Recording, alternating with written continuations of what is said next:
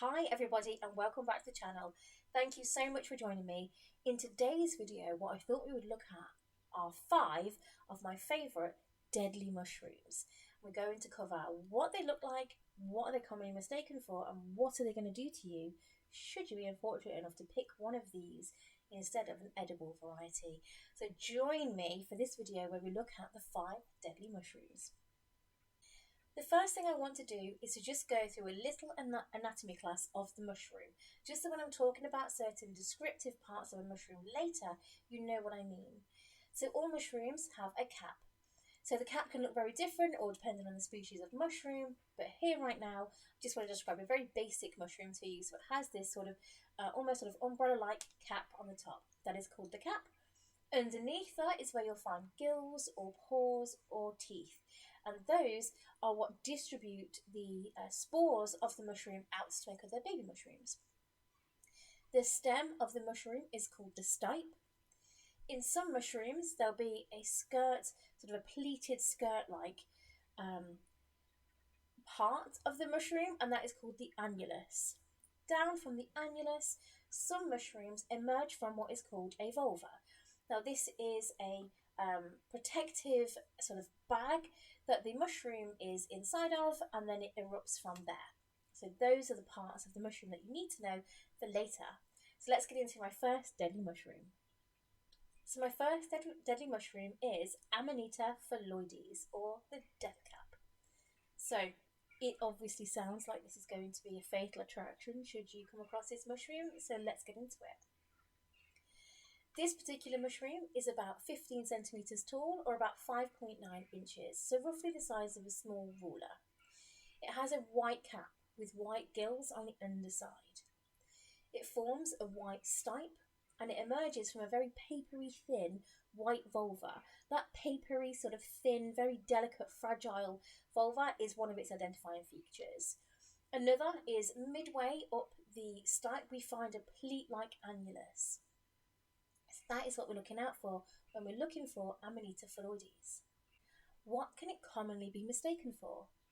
It's commonly mistaken for Paoliello vulvaceae, try saying that one quick 3 times, or the paddy straw mushroom. In its early stage, the paddy straw can look very similar to the Amanita. It is white and it has a very similar shape. However, the paddy straw emerges from a brown-like vulva rather than the white papery thin of the Amanita. As the mushroom matures, and this is one thing you'll find with mushrooms, their baby stage is very different to their more mature stage. The paddy straw will go into a more conical type shape, and the very tip of it will be a darker brown, whereas the Amanita has an overall creamy light brown colour. This will have a darker brown tip. So that is one way that you can tell these apart. Global coverage, where can you find it? The Amanita phalloides forms a relationship with oak trees. So originally it was found inside of Europe.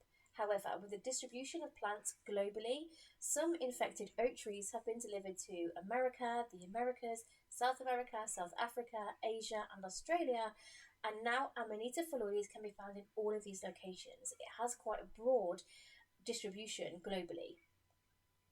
With increased urbanisation, these mushrooms are being found more frequently in places like back gardens and maybe fields and things that people are going to be going into. So previously it would have only been found inside of woodlands. However, as humans encroach on more wooded environments, these mushrooms are still in the ground in their fungal stage, and so people are starting to come into contact with them. Now, if you did happen to come into contact with this mushroom and have your fatal attraction, how does it work? It uses alpha-amatins. What that does is it goes inside of your body and it starts to attack your RNA. Your RNA is very, very busy producing proteins for your body to keep you alive.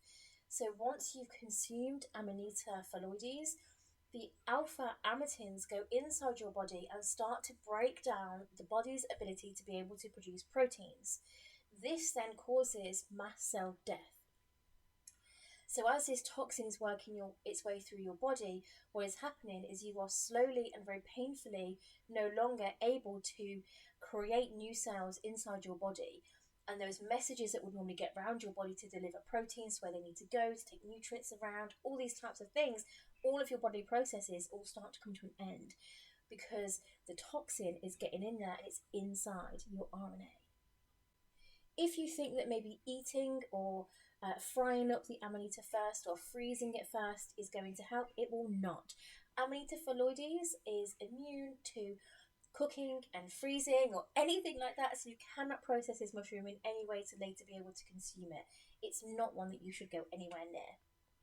There are some newly emerging treatments for Amanita phalloides poisoning, but they're currently sort of in their testing phase, and there isn't really currently anything that we can do once you've consumed something and it has started to toxify inside your body. So how deadly is it? Consuming one cap from one Amanita phalloides is enough to kill an adult. So if you think you can mess around and find out, Amanita phalloides will have another opinion for you. Mushroom number 2 is Conocybe filaria, or fool's cone cap. So what does that look like? Unfortunately for you, if you are foraging around and not really too sure what you're doing, this mushroom looks like many other mushrooms. It has the typical conical shape with a reddy brown coloration, which you'll find in a lot of books and in a lot of mushrooms. The stipe has a graduated colour, going from a reddy brown colour down to a white colour, and tapers slightly at the end. The gills on the underside of the cap are a creamy white colour, and these also age, so they go to a browny sort of colour as the mushroom ages. It also has the annulus that we saw in the other mushroom previously. The stipe starts to look a little bit furry almost as it begins to age, where it has this textured-like appearance. It grows to about 20 to 35 centimetres, which is about 8 to 13.5 inches tall. What is it commonly mistaken for? So this particular mushroom, the fool's cone cap, is often mistaken for the psilocybin mushroom that people are looking for their hallucinogenic effects, and we'll get into those when we do our medicinal mushrooms next time. With its conical shape, the reddish brown coloration and the locations where you can find it, people can often mistake this particular mushroom for psilocybin. Although I imagine there are a great many other mushrooms that are also going to be very, very similar. So anything that is reddish brown and conical could easily be mistaken for the fool's cone cap. So where can you find this deadly mushroom? So it does have quite a large global distribution. It can be found in England, it can be found in Europe, America, South America, Asia, Australia. It usually grows in rich soils, in sawdust, wood chips, leaf litter, that sort of high compostable material that's sort of starting to be broke down. So it can be found in woodlands where there's a lot of this leaf litter and things, but also as people are now starting to have more compost piles and things in their gardens, they're increasingly coming in urban environments, so you might very well find it in your garden. So how does it work? What is it going to do to you if you eat it? So this particular mushroom releases very similar toxins to our previous mushrooms. So it releases alpha amatins. So we already know that's going to affect our RNA and cause cell death. What this one also does is it targets your liver. So it wants to break down your liver as quickly as possible, causing total liver failure. But how deadly is this mushroom? This mushroom wants to give you a very bad day. So it has a 6-hour silent phase. So one thing I've noticed when researching toxic mushrooms is that they tend to have this latent phase. So this one has a 6-hour latent phase where 6 hours after consuming, you're absolutely fine, going about your day. You haven't had that high that you were expecting from what you thought was psilocybin, but all of a sudden your stomach starts to feel painful. You start to feel a bit nauseated. Then you don't know which end to put on the toilet. Following that, once you get 12 hours after you've consumed it, the toxins inside this mushroom are now destroying your liver. 24 hours later, you experience total liver failure. If you do not get seen to or looked at, or doctors don't know what to do about your liver, then this one is also fatal. The third mushroom that we're going to be looking at is Cortinarius rubellus, or the deadly webcap. So the deadly webcap is an orangey brown colour that has a very conical shape when it's young, and that changes over time into more of an umbonate type shape. and the edges can even curl up and sort of ruffle as it sort of matures into its more adult sort of phase. When young, the deadly webcap has a thin cortina, like a thin veil over the gills, which comes down as it ages, and that's where it gets the name from. Some of those sort of fine threads can sort of remain behind on the gills. The stipe is very thick. It's almost as thick as the mushroom is tall, and it has a very textured type appearance, so it can be quite identifiable given how thick and chunky this particular mushroom looks. What is it commonly mistaken for? The deadly webcap is commonly mistaken for a type of edible mushroom. Many people say it looks like Cantharidius sabarius. This is a type of edible chanterelle. Now, from looking at the images, I think it can be difficult to see how you could mistake these two mushrooms. A chanterelle has a very distinctive type shape. I think as the mushroom matures and the gills start to lift slightly into this more umbonate shape, you could maybe mistake a chanterelle for a deadly webcap. It can be difficult when you're in the field to be able to be absolutely certain of your identification. And so one thing that I would say, if you're not absolutely certain of identification, don't eat it. Mushrooms are great to go and look at and study, but don't be out there licking things that you don't know what it is. So where can you find this chanterelle looking little beastie? So it doesn't have as wide a distribution as some of the other mushrooms in this list. It can be found in the UK, in Europe and in America, but its distribution is very patchy and not everybody is spotting it. One of the reasons that we often find this lack of information is often down to misidentification of mushrooms or non-identification of mushrooms. People need to go and identify these things and then actually record it for us to know exactly where to find it. So if you eat this little mushroom, what exactly is it going to do to you? This is a sneaky little mushroom that produces nephrotoxins. Now, this is not going to affect you until up to 3 weeks after you've eaten the mushroom. By that point, you've long forgotten, I imagine, that you even ate the mushroom, which is where the problem comes. It has such a long latent phase where it gets inside your body and starts to give you a bad day that you've long forgotten you've eaten it. So when you present to the hospital with excruciating pains, you don't know what it's for. You might be thinking, what did I eat yesterday? What did I eat last week? Are you thinking about that dodgy little mushroom that you ate that you picked out of the garden? No, you're not, and that's where it's so sneaky. This particular mushroom starts to attack your kidneys, break down your kidney function, leading to kidney failure. As this particular mushroom leads to kidney failure, your only option is to either have a transplant or to remain on dialysis. So this one really wants to give you a bad time. But how deadly is it? Eating just 1 to 3 of the caps of this particular mushroom is enough to cause you kidney failure. If your kidneys fail and you cannot have dialysis or do not get a transplant, then this mushroom can lead to your demise. There is ongoing research into this mushroom. The issue that we have is because it has such a long latent phase, people often do not connect their kidney failure with a mushroom they randomly ate 3 weeks ago. On to my deadly mushroom number 4. Now we're going to hop in for another Amanita because it just seems to be that Amanita just wants to mess your day up entirely. And so this is Amanita virosa, or destroying angel. When we think of angels, we think of sweet little cherubim-like creatures, don't we? But actually, if you saw biblically accurate angels, you might understand where this particular mushroom gets its name from. So what does it look like? This Amanita can easily be mistaken for the Amanita phalloides that we covered first. However, this one is pure white. It doesn't discolour with age. The shape of the cap slightly changes, and so it goes from a more conical shape to a sort of a flatter shape, and it will open out, which is a little bit more like the more commonly seen red and white capped mushroom that you might see, which is also an Amanita. So the destroying angel gets this flat white cap as it ages. It has a white cap, white gills, a white stipe with a white pleated annulus, and it again emerges from this white thin vulva. So very similar to our first Amanita, but this one does not discolour with age. What can it commonly be mistaken for? So this mushroom, unfortunately, due to the way that it changes over age, is commonly mistaken for a couple of edible varieties. It can be mistaken for Agaricus campestris and Agaricus silvicola. The first one is the field mushroom, and the second is the wood mushroom.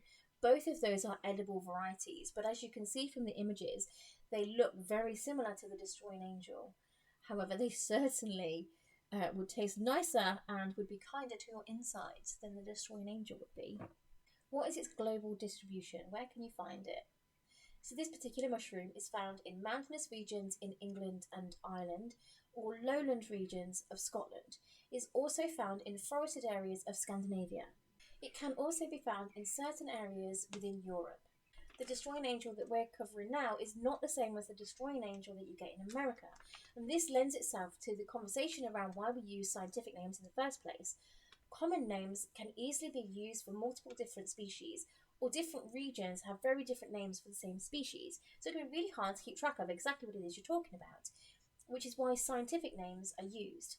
So the destroying angel mushroom that you find in America is not the same as Amanita virosa that we're discussing now, the destroying angel of Europe and the United Kingdom.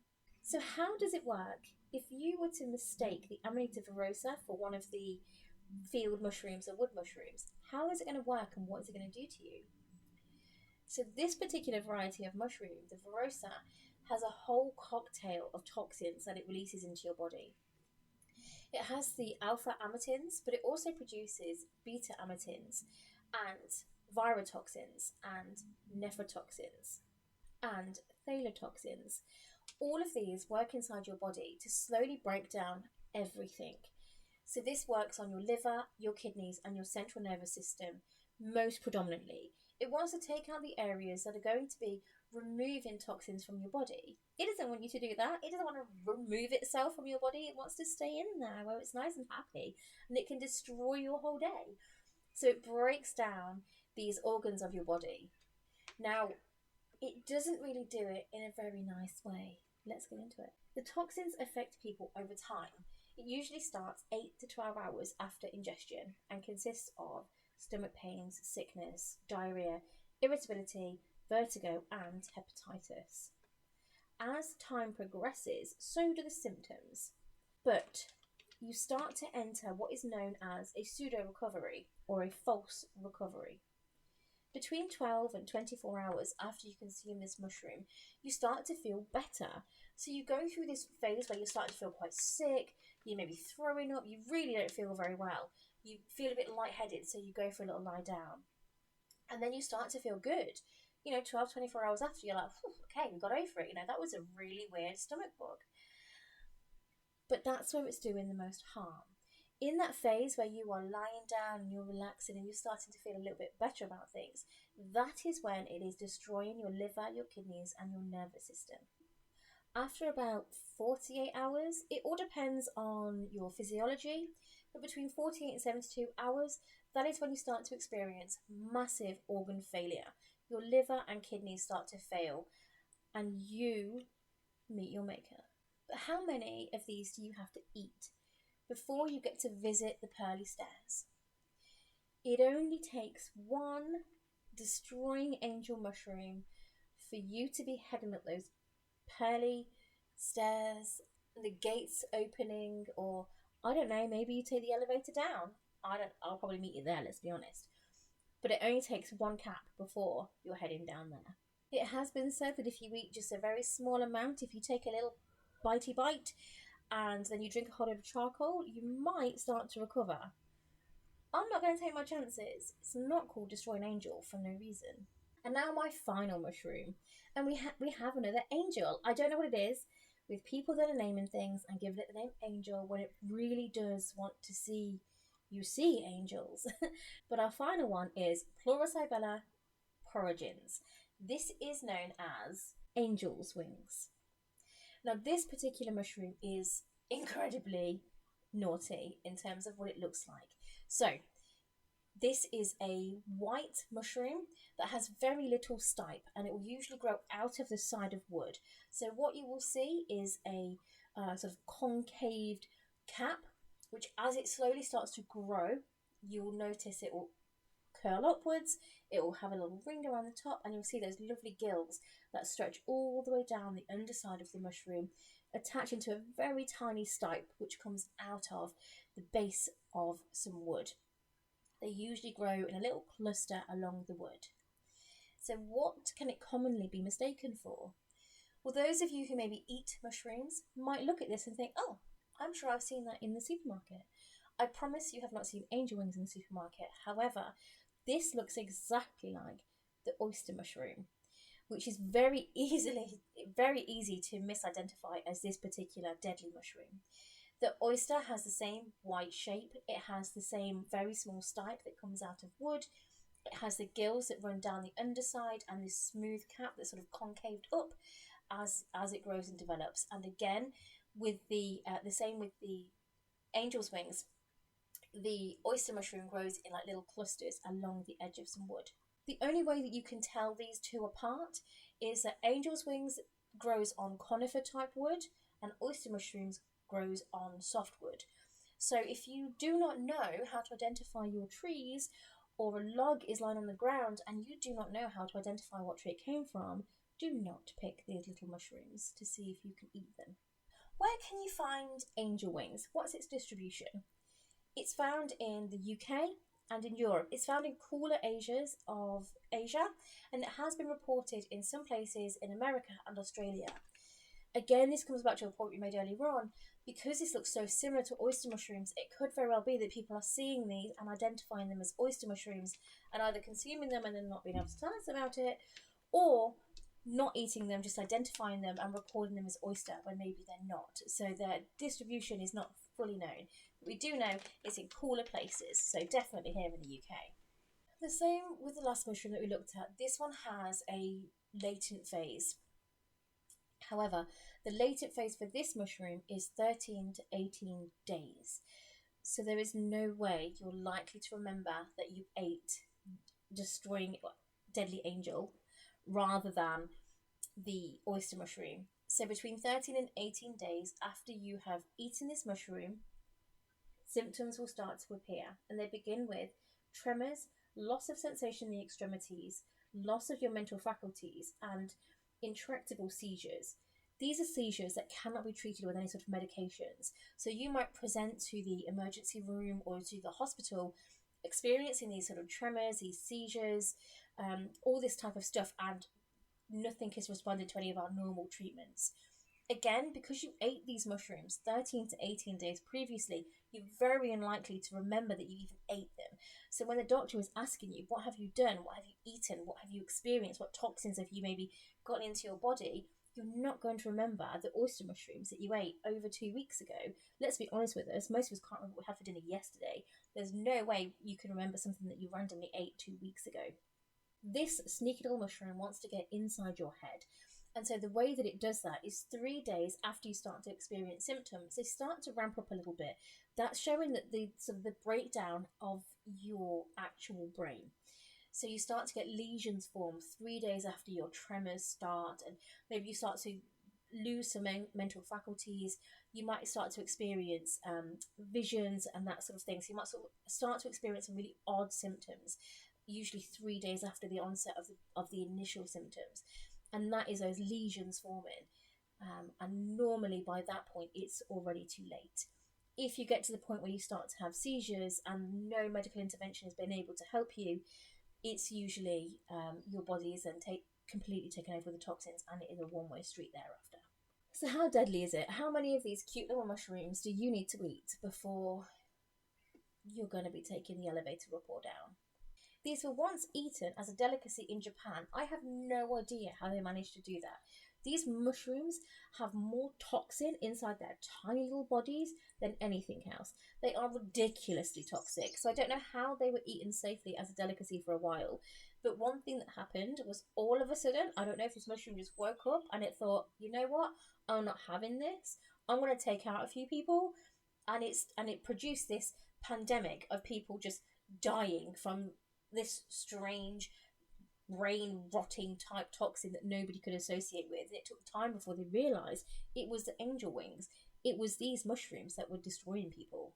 Because the toxins inside these mushrooms are found in such high numbers, That's the issue. So even if you eat a very small amount, even if you were to eat 1 or 2 of these mushrooms, that is enough to prove fatal, given the high toxicity of these mushrooms. However, if you find them and you think it's an oyster mushroom, who's going to eat 1 oyster mushroom? You're very likely to maybe take away the whole bunch and consume them all in one meal. And that, my dear, will prove to be your absolute downfall. So that is another mushroom that means for you to have a very bad day, and will send the Grim Reaper a calling, waiting for you to have your nice mushroom toast before it can take you away 2 weeks later. So they are 5 of the top deadly mushrooms. What did you think of those? Do you think that you'd be able to identify them if you were out foraging in the woods or out in the fields? I am not too sure I would. And I study mushrooms. I don't think I'd take the risk. So, what do you think? What did you think of the video? I really hope you like it. I don't want to promote mycophobia here. We have enough of that in the UK, people who are scared of mushrooms. So I'm going to be doing some videos on health benefits of mushrooms and some great medicinal mushrooms too. But let's get into a bit of a deadly series. Anybody who knows me knows I'm a little bit goth and I'm a little bit dark. So I wanted to cover some dark sort of stuff. So I hope you've enjoyed this video. Let me know what you think in the comments below. Did any of these mushrooms shock you? Did you realise that you could eat a very small amount of a mushroom and it literally brings the Grim Reaper a calling? Let me know, I'm really interested. Thank you so much for watching. I will see you in the next video. See you soon. Bye.